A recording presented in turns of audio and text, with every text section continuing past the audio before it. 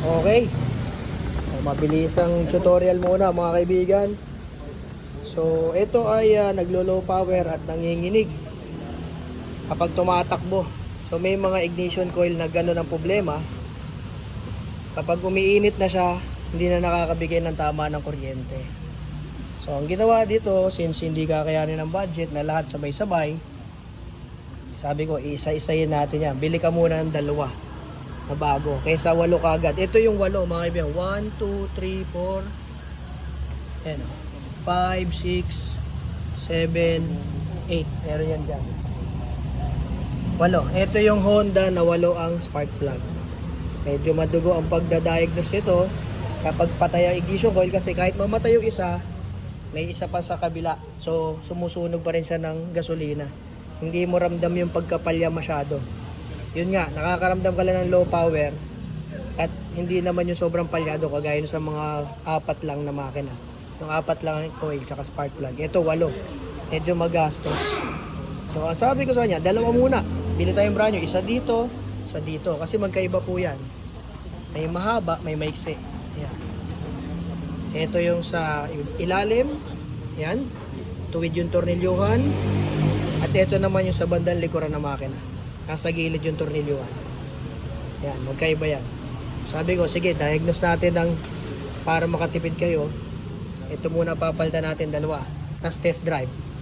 Nag low power, balik natin. Lipat tayo sa number 2.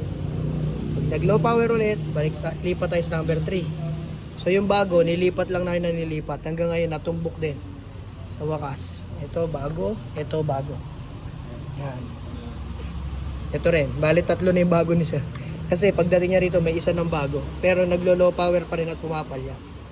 So, para makatipid, dalawa muna. 1, cylinder 2, 3 at 4. Ganyan ang ginawa. Kasi yung iba sabay-sabay 4 kagad.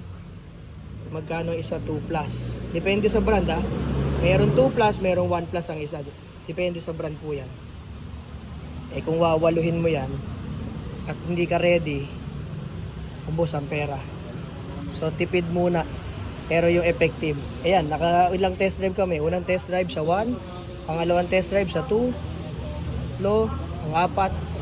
Hanggang sa ma-eliminate namin kung ano yung sira. Ngayon, okay na. After ng ilang balik ni sir, natukoy na namin yung sira. Ito na yun. So ganoon lang po. Tip ko lang yun sa inyo. Madali naman yung baklasin. Isakit lang yan. Huhugutin nyo lang sa tornilyo na G's. Yun na. Mahuhugutin yan.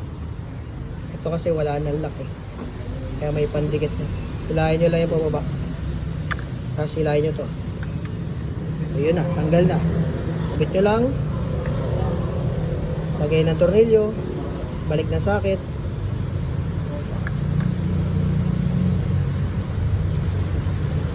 Iyo. Make sure nyo lang na mahigpit. Para hindi mag-lose connection. Yan, talaga napuputol kasi malutong na. Ganyan dapat itsura yan. So may mga nag-comment last time, pag daw kalimutan na i-reset dahil mag-check engine. So hindi po lahat ng model nag-check engine pag binunot niya. May mga model na hindi. Basta isalpak nyo lang, tapos patay nyo yung susi, i-on nyo ulit, wala na yung check engine. Hindi na kailangan mag-reset or magpagawa ng resetting sa mga mga may scanner.